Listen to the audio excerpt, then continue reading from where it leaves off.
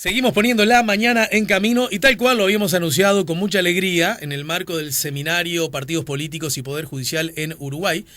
Un seminario que en todo caso también tiene sus rasgos de seminario internacional. Por esa misma razón estamos recibiendo al investigador, docente, politólogo ecuatoriano Santiago Basabe. Buen día, bienvenido Santiago. Hola, buenos días, gracias, un gusto estar acá. ¿Es la primera vez que visitas Uruguay? No, de ninguna manera. He venido muchas veces y, sí, bueno. e intento venir cada vez con mayor frecuencia. Me gusta mucho. Entonces, Santiago, hagamos esto. A diferencia de tus anteriores veces, de aquí en más, las próximas que vengas, date una vuelta por este programa.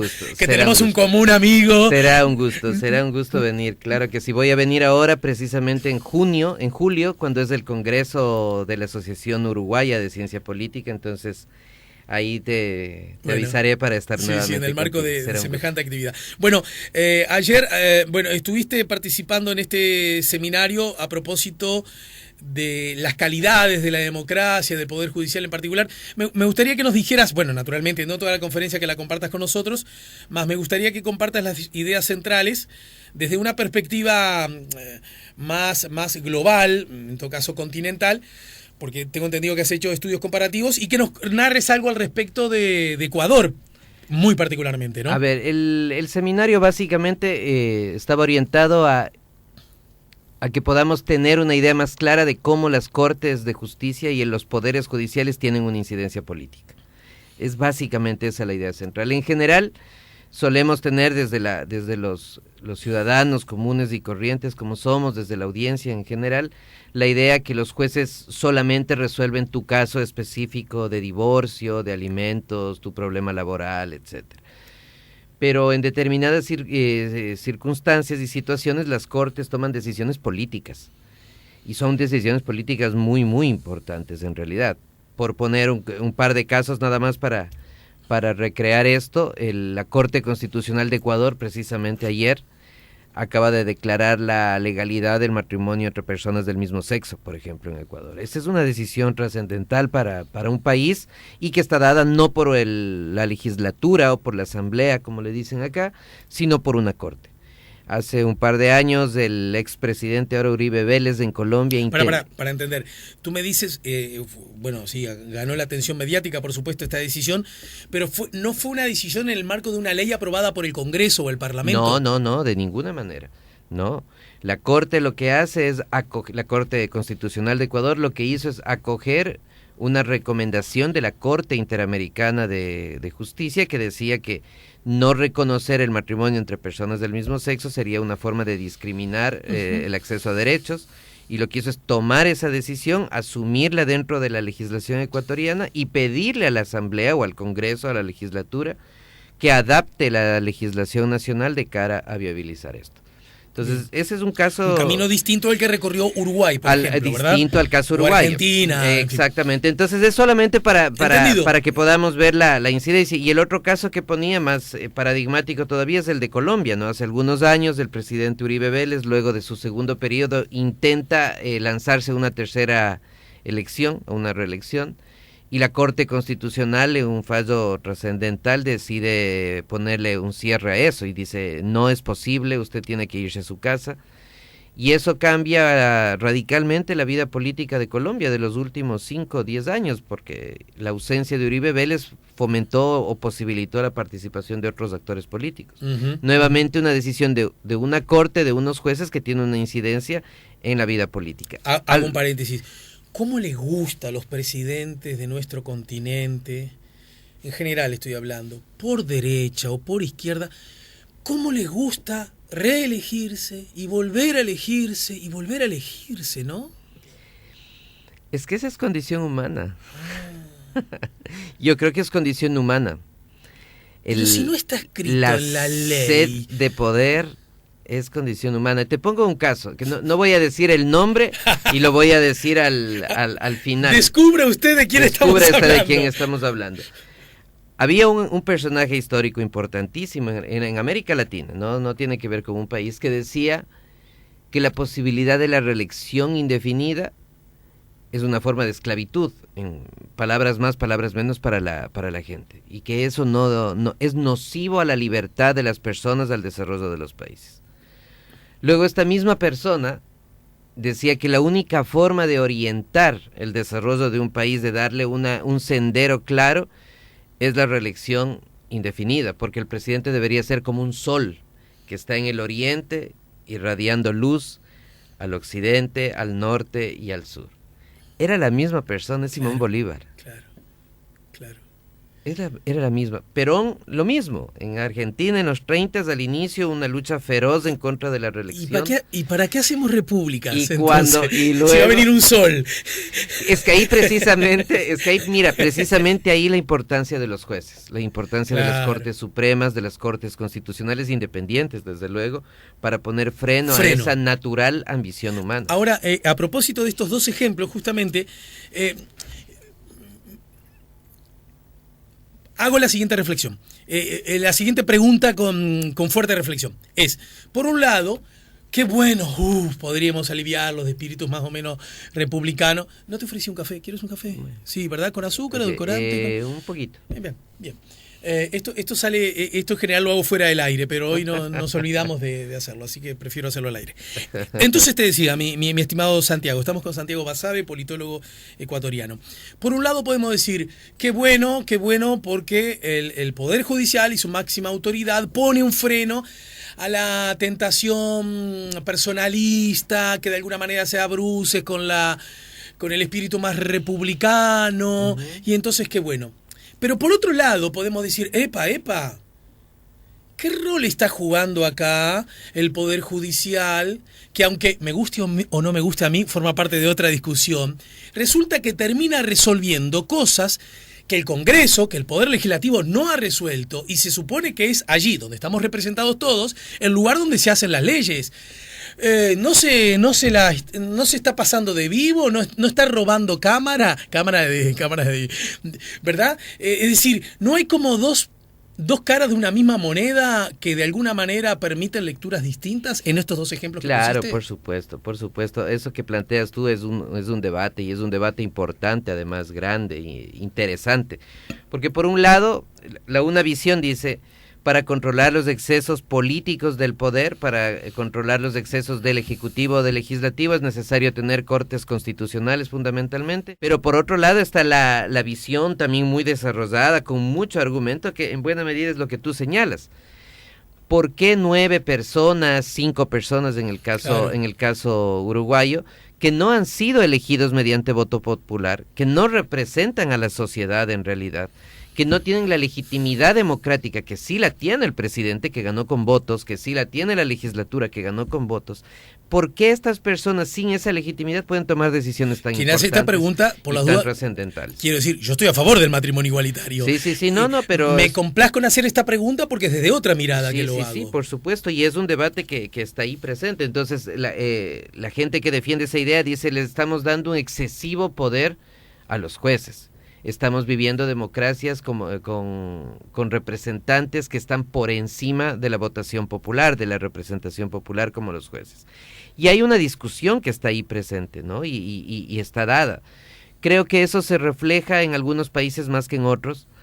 Uruguay, por ejemplo, no tiene un sistema de control de constitucionalidad muy fuerte, no tienen una Corte Constitucional separada de la Corte Suprema. Acá la Corte Suprema hace todo, a diferencia de otros países como Colombia, que tiene 2 cortes independientes, Ecuador, desde el caso la perspectiva boliviano. Académica, ¿es mejor este sistema tenerlos separados, el que vigile la Constitución? Yo creería que sí, yo creería que es mejor tener una Corte Suprema que se encargue de los temas jurisdiccionales propiamente, es decir, de las disputas entre las personas, para ponerlo en términos sencillos, y otra que se encargue única y exclusivamente de los temas de orden constitucional.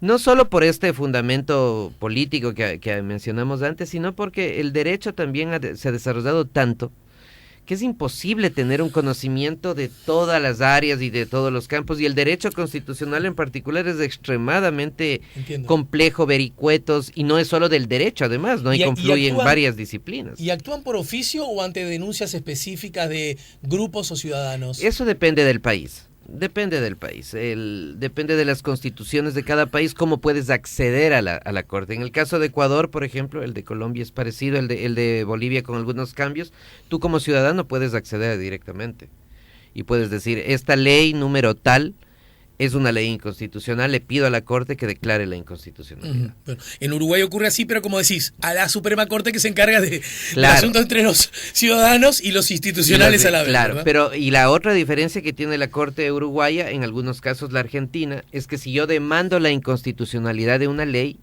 la Corte puede decir, es cierto, es inconstitucional, pero se aplica a tu juicio. Solo. Para el resto de casos, la ley sigue generando un presente. implícito absurdo que implicaría que entonces, si esto perjudica la vida de 300.000 personas, 300.000... Lo que pasa que ahí el sistema político también actúa con cierta sentido común, iba a decir sabiduría, pero en realidad es sentido común, y en general trata de solucionar con una mirada política los asuntos con una mirada más colectiva, ¿no es cierto? Claro, y entonces ahí una posición es la que planteas. Esto puede generar incluso inseguridad jurídica. A mí me declararon inconstitucional la ley tal y a ti no. Claro. Pero también tienes la otra visión, que es interesante, que la planteó el presidente de la Corte Uruguaya, Turel, ayer precisamente, y es, si yo declaro inconstitucional solo para tu caso, permito que quizás cambios a lo largo del tiempo, políticos, sociales o económicos, me permitan que esa norma, con estos cambios, ya no sea inconstitucional. Sí, claro. Podría ser. Es un argumento. Yo te diría, bueno, que el Parlamento vote la norma de nuevo y la rediscuta y seguramente se va a enriquecer con la nueva mirada. Exactamente. En general, las cortes internacionalmente tienden a tener esta visión que se conoce como una decisión erga omnes, que afecta a todos. Claro. Es inconstitucional no para tu caso, sino para el tuyo y para todos. Y Santiago, estimado Santiago, sobre estos temas, cuando abordamos estos temas, quiero decirte que en Uruguay, no sé qué pasará en Ecuador, ya me dirás, yo diría que ahora, nunca tanto, si lo comparamos con el antes, probablemente menos que mañana, se discuten en forma más o menos habitual, más o menos permanente, y te diría en forma bastante generalizada, los temas vinculados al funcionamiento del Poder Judicial. Me da la sensación que antes el público en su mayoría estaba como muy ajeno y solo caía en la cuenta cuando le tocaba resolver cosas vinculadas a su vida, como vos señalabas. Ahora me da la sensación que está más en el debate cotidiano, incluso en la agenda de los medios, lo que yo lo vivo como una buena noticia, más allá de que el manejo no siempre sea el adecuado. La pregunta es esta: se insiste mucho en que, por un lado, el Poder Judicial se identifica mucho en la Suprema Corte, el Poder Judicial y los jueces lo único que hacen es, ante distintos casos, aplicar la norma tal cual está escrita, sin verse influenciados o sometidos a las grandes discusiones que la humanidad en su conjunto y el país en particular están recorriendo, o a los clamores que presuntamente la sociedad está teniendo acerca de los temas. Por otro lado, se dice, no. Como es un cuerpo constituido por seres humanos que viven en una sociedad y en un contexto, no solo no están ajenos, sino que está bien que estén al tanto de, como decimos acá, por dónde viene la mano, que aún contemplando la norma escrita y sin violarla, estén dispuestos a darle la mirada más cercana a lo que en el fútbol decimos, lo que pide la tribuna. ¿Una o la otra? Yo creo que hay de las dos cosas. Hay temas para un juez que son relativamente fáciles, donde el juez, un divorcio de mutuo consentimiento, por ejemplo. El juez identifica cuál es la norma del Código Civil, ve que hay una petición de los contrayentes de divorciarse y lo que hace es aplicar esa norma y darte el divorcio, no pasa nada. Ese es el 80% de los juicios en todo el mundo. Los conflictos, la gran mayoría son esto. El empleado que fue despedido intempestivamente, está en las causales, el juez laboral o de trabajo, dependiendo del país, lo que hace es tomar el código o la ley, dependiendo, ver si empata, si encaja bien con el caso y dictar una resolución. Ese es el 80% de los casos, insisto. Pero sobre todo los casos constitucionales suelen ser mucho más complejos. Y ahí vuelvo al caso del matrimonio igualitario en el caso ecuatoriano, y ahí la ley por sí mismo no te da una sola salida, sino que puedes tener varias salidas con el mismo disposición legal sin caer en un problema de infringir lo que dice la norma.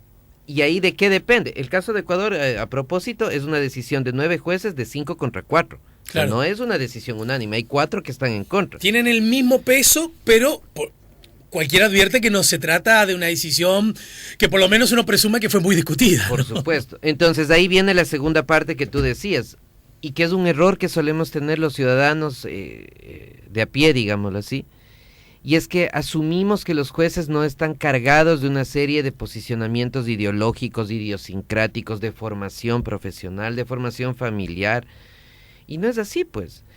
Pongamos un referente específico. Si tú eres un juez supremo en el país X, no importa, eres una persona honesta, transparente, sin recibir influencias del poder político, de los poderes económicos, eres un juez en el absoluto sentido de la palabra.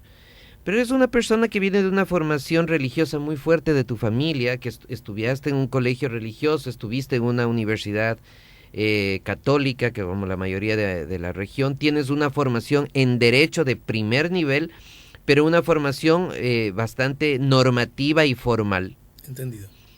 Y tienes que resolver un caso de aceptar o no el aborto, por ejemplo. Y tu colega de al lado es una persona que se formó en una familia laica, sin religión, que se desarrolló en un ambiente de ese tipo, fue a la universidad, una universidad con una orientación rigurosa en términos de formación académica del derecho, pero con una visión distinta del mundo. Y los dos tienen que resolver un tema de aborto. Los dos van a tener argumentos suficientes para decir el aborto tiene que ser ilegal, el uno, el aborto tiene que ser legal, el otro. Y esa es parte de la discusión política que se da en las altas cortes. Ahora, Santiago, si la ley, en cualquiera de los dos ejemplos, dice, en un caso, el aborto bajo ninguna circunstancia podrá ser despenalizado, el juez más liberal, más laico, menos atado a concepciones religiosas, no va a tener forma de no aplicar esa norma porque la norma dice eso. Y por el contrario, si la ley dice el aborto no será despenalizado cuando no han transcurrido aún 36 semanas para... En fin, no, ahora se me fue. Determinadas circunstancias, ¿no es cierto? Ese juez, con su formación religiosa, no podrá no aplicar la norma porque la norma está escrita. ¿No es mejor que las normas estén escritas para que no quede en manos de la buena o mala historia que cada juez haya tenido? Es que el problema es que las normas nunca pueden regular de forma precisa todos los eventos de la naturaleza humana. El derecho siempre va a contramano, en muchas ocasiones, de la política, de la economía y del desarrollo de la sociedad, porque aún en ese caso, el juez más liberal podría decir, el ordenamiento legal de mi país, Uruguay, digámoslo así, solo para ejemplo, impide el aborto en cualquier circunstancia. Sin embargo, apelando a normas de derecho público internacional o a decisiones de la Corte Interamericana de Justicia, que está apelando por la mayor apertura de derechos y espacios para que las mujeres tengan el derecho a decidir sobre sus cuerpos, invocando esa norma, yo la aplico. Perfecto. Porque eso es parte de... El otro, claro, dirá, no, imposible. Aquí hay una disposición escrita, esa se tiene que cumplir, los jueces tenemos que estar apartados de la vida política y tenemos que ceñirnos al tenor literal de la ley. Como decían los jueces antes, ¿no? Hablamos por nuestras providencias o por nuestras sentencias. Uh-huh. Entonces, es un mundo extremadamente interesante, no tan fácil de comprender. Estos debates, este tipo de miradas distintas sobre acontecimientos similares, ¿son vigentes en todas partes del mundo? ¿O nuestros países, lo del continente, ya no son países jóvenes, pero convengamos, son bastante más jóvenes que los países europeos, por ejemplo, ¿no? ¿O ya esos temas en el viejo mundo, en Europa, se discuten menos o se discuten de otra manera, o tienen la misma idéntica vigencia que aquí? Yo creo que tienen la misma vigencia en cualquier parte. La gran diferencia entre Europa, por ejemplo, y América Latina, y que es algo que tenemos que superar, y que en alguna medida el seminario de la Universidad de la República da cuenta de ello. Una mirada única y exclusivamente desde el derecho no alcanza. Tienes que tener una visión donde vincules evidentemente el enfoque más jurídico, pero el enfoque más de la ciencia política, que es lo que yo hago, el enfoque de la sociología, el enfoque de la antropología, de la historia. Entonces son cuestiones que ameritan una discusión interdisciplinaria, donde converjan varias voces, varias experticias profesionales, y eso desafortunadamente en buena parte de los países de la región, quizás Colombia es una buena excepción, no se ha dado todavía. Entonces, ¿cuál sería por qué Colombia sería excepción entonces? Porque en Colombia sí tienen una visión más comprensiva del estudio del derecho, ¿no? Y entienden que el derecho no se puede entender si no hay un acercamiento a la ciencia política, si no hay un acercamiento a la sociología, a la economía, a la historia, etc. O sea, en Colombia tiene entendido que la ciencia del derecho, la ciencia social vinculada al derecho, tiene que estar dialogando más con otros conocimientos y otras marchas de la sociedad. Sí, totalmente. Yo creo que a nivel de la región, al menos pensando en América del Sur, Colombia tiene un desarrollo importantísimo. ¿Y qué será? Que la ciencia del derecho y sus protagonistas se sienten como, si se ponen a dialogar con otros, su expertise, su conocimiento está siendo como invadido, contaminado. Absolutamente. Mira. O sea, absolutamente. Parece haber algún gesto de soberbia en ese gesto, ¿no? Absolutamente. O sea, yo estudié Derecho, yo soy politólogo, pero estudié Derecho y ejercí, para que no piensen que tengo un sesgo contra los colegas abogados, pero hay mucho de eso. En esto no te metas porque mi asunto... Esto es asunto de abogados y ustedes no saben. Usted calladito, que el que entiende soy yo. Sí, sí, sí. Algo así como ocurría antes con la medicina. Exactamente. Porque ahora también se está en eso. Yo creo que ese es como un sesgo de los abogados, no de Uruguay, es generalizado de la región. Pero es curioso porque en general la marcha del mundo parece indicar que los conocimientos específicos, bueno, justamente porque hoy señalabas que como hay cada vez más conocimiento sobre todo, el conocimiento específico, el aumento de los conocimientos y la posibilidad de acceder a ellos, tecnología mediante, ha provocado que el poseedor de ese conocimiento tenga una actitud menos soberbia para el otro, que puede traer miradas desde otras disciplinas enriquecedoras de su conocimiento, ¿no? Así debería caminar la ciencia en general, ¿no? Así camina las ciencias exactas, está conformado el equipo de investigación por el físico, por el químico, por el biotecnólogo, por supuesto. Y yo creo que las ciencias sociales deberían darse un espacio para eso. Y yo creo que en ese sentido este seminario extremadamente interesante aportó en ese aspecto. Bien. Porque tú tenías ahí abogados, economistas, politólogos, sociólogos, jueces de la corte. Entonces yo creo que hay un gran espacio para el cambio, pero nuevamente en la región en general. No hay país en particular que se pueda señalar. La visión del derecho sigue siendo bastante conservadora, bastante del statu quo y bastante de asumirse como un campo al cual no se puede adentrar uno o acercarse si no es parte de la propia comunidad del derecho. Santiago, antes de despedirte en el último tramo, pero no tan angustiado porque acabas de anunciar ante testigos, me están escuchando las personas, de que en tu próxima visita al Uruguay la vamos a continuar. Así que, en todo caso, Santiago, no quiero que te vayas sin que le dediques 1 o 2 minutos para que nos cuentes algo de Ecuador y su circunstancia política. Yo hago este cuentito y si me equivoco, sos tú, más que nadie, el que tiene que corregir. Uh-huh. En el Ecuador hubo un presidente que ganó las elecciones en más de una oportunidad y que, como ya inhabilitado por las normas no pudo volverse a presentar como presidente, sugirió y recomendó que los ciudadanos que se sentían afines a él votaran a otro candidato. ¿No es cierto? Otro candidato que, a propósito, formó parte de su elenco de gobierno. Fue su vicepresidente. Hasta ahí voy bien, ¿no es cierto?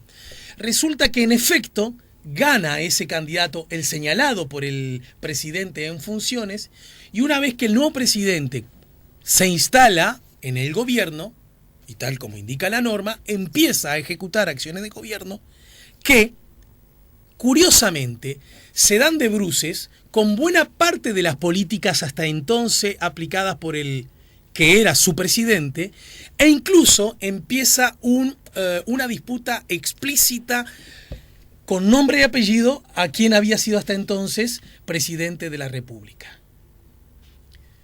Primero, el cuento en líneas generales, ¿es adecuado? ¿Fue eso lo que ocurrió? El cuento es adecuado en líneas generales. La pregunta es, desde la perspectiva del funcionamiento de las instituciones, de la democracia, ¿hace bien un presidente en decir, yo soy el presidente y por lo tanto, entre comillas, hago lo que quiero porque soy el presidente? ¿Tiene ese derecho legal o la obligación ética es recordar que mirá, en realidad es verdad, pero tú estás aquí porque el otro al que tú ahora atacas fue el que sugirió que te votaran. ¿Cómo se entiende eso? A nosotros nos cuesta entenderlo. ¿Por cercanía o por afinidad o simplemente por distancia con Correa? ¿Se entiende lo que estoy diciendo, no? Cuesta entenderlo. Es que a los uruguayos les cuesta entender muchos problemas de América Latina porque afortunadamente para ustedes buena parte de esos problemas acá no están presentes. No digo que todos, que en todos los temas sea así, pero en otros sí. Por ejemplo, Uruguay tiene un sistema de partidos fuerte y consolidado. O sea, los blancos, los colorados y el frente, una estructura tan establecida así de partidos en América Latina en general, quizás con excepción de Chile no encuentras. Entonces, cuando tienes un sistema de partidos tan organizado, este tipo de vericuetos, de cambios, no son tan comunes. Y no es solo el caso del Ecuador, porque si te remontas un poquito más de tiempo hacia atrás, volviendo a Colombia, cuando Uribe Vélez ya es impedido de ser candidato, coloca a Santos, que había sido su ministro de Defensa, su hombre de confianza, su hombre cercano, y pide el voto por Santos, que es del uribismo. El que se peleaba con Chávez. ¿Qué hizo el presidente Santos cuando llegó? Apenas estuvo en el poder, se empezó a desmarcar. No se desmarcó de forma tan drástica como el presidente Moreno, desde luego. ¿Por qué lo hace? Yo creo que es una decisión política que él la tenía que asumir, por dos cosas fundamentales. Cuando Moreno llega al gobierno, la bonanza económica que tenía el país, los ingresos económicos ya no están más. Entonces, gobernar bajo el modelo económico del presidente Correa para Moreno era impensable. Ajá. En términos políticos, Moreno llega con legitimidad popular, pero con un respaldo amplio de la ciudadanía muy distinto al del presidente Correa. Ajá. Moreno llega en una segunda vuelta y gana con las completas, gana con 1 o 2 puntos porcentuales. Entonces llegar... Los que votaron a Correa, ¿no lo votaron a Moreno? No en la misma medida. Ajá. No en la misma Con lo medida. que también se puede razonar que los que no votaban a Correa terminaron votando algunos a Moreno. Exactamente. Entonces, si tienes esa conjunción de un factor político por un lado, de un factor económico por otro lado y una presión ciudadana buscando un cambio, porque el presidente Correa hizo cosas positivas para el país, evidentemente, pero desafortunadamente generó muchas tensiones en la relación entre el poder y la ciudadanía en general. Era un gobernante poco tolerante con la oposición y con la crítica. Entonces todo esto me parece con todo respeto, a otro que le gusta gobernar y seguir gobernando, ¿no? Sí, totalmente. Lo que hablábamos al comienzo. Sí, ¿no? totalmente. Y él ante cualquier posición en contra te decía, gana una elección. Entonces, si quieres opinar, gana una elección. Y eso no es parte de la democracia en rigor. Entonces yo creo que esos son factores fundamentales que le motivaron a Moreno a dar un giro a su política. Y luego una frase que yo creo que resume en buena medida lo que ha hecho en este tiempo, y que él ha mencionado varias veces, es que le ofrecieron entregarle la mesa servida en términos económicos, y eso no fue real. Y creo que Moreno, con el paso de las semanas, de los meses... ¿Cómo es eso? En principio, el presidente Moreno dice, me dijeron, refiriéndose al presidente Correa, que la mesa estaba servida, estaba todo muy bien, caminando, todo en marcha en el plano económico, pero que cuando él empezó a observar, las cosas no eran así, y el país tiene un problema macroeconómico enorme ahora, muy difícil de resolver, que a él no le van a alcanzar los 2 años que le quedan para resolverlos. Entonces creo que ahí se vio obligado a tomar decisiones económicas que son drásticas, que a la gente no le gusta en ningún país del mundo. Menos populares, digamos. Menos populares, redujo algunos tipos de subsidios, redujo el subsidio al combustible, que en Ecuador es muy barato, tuvo que hacer recortes. Recordemos, Ecuador tiene petróleo, ¿no es cierto? Y mucho petróleo, Pero qué raro, porque no ha aumentado acaso el precio. Bueno, el precio del petróleo además bajó, hubo una contracción en la época del presidente Correa, en cambio subió a más de $100 el valor más alto. Salvando distancias, fenómenos similares a los que vivió Venezuela, ¿no? Fenómenos similares. Decir, lo que yo produzco vale muchísimo y por lo tanto tengo más plata. Claro, y en el caso de Ecuador peor aún, porque se generó más petróleo, más recursos económicos, pero adicionalmente el Ecuador se endeudó. O sea, no solo se conformó con tener más recursos propios, sino que se endeudó. Entonces ahora ya no hay esos recursos porque el barril del petróleo ha bajado considerablemente, y además tenemos una deuda pública externa importantísima con China, fundamentalmente. Entonces, tratando de resolver esos problemas, claro, la popularidad del presidente Moreno ha tendido a caer por estos resultados económicos. Claro, me imagino que por dos públicos distintos. El que se siente traicionado porque no siguió los... Exactamente. Y el que, aunque no se sienta traicionado, está viendo que su calidad de vida está empeorando. Perfecto, exacto. Entonces... El otro dice, con Correa estaba mejor. O sea, porque claro, la ciudadanía, el ciudadano común y corriente, como se está recortando el tamaño del Estado, que era un Estado excesivamente grande, lo que razona y no va más allá y tiene razón es, antes yo tenía trabajo, ahora ya no tengo. Santiago, en el Ecuador sos hincha de qué equipo? ¿Sos futbolero? Sí, claro que sí. ¿Del 1 al 10? ¿Estás en 8-9? Estoy como en el 8. Bien. ¿En el Ecuador sos hincha de...? El único equipo que tiene el Ecuador, el Nacional. El Nacional. El Nacional de Quito. Ya sé que es el único, a pesar de que curiosamente nunca gana, y que luce la camiseta de... ¿Qué color? Es curioso, porque siendo el único ya ni... Es una camiseta roja, me encanta tu sarcasmo. Y yo voy a ir con algo de eso luego cuando me preguntes de los de acá. Bueno, se termina la nota. El poder del micrófono.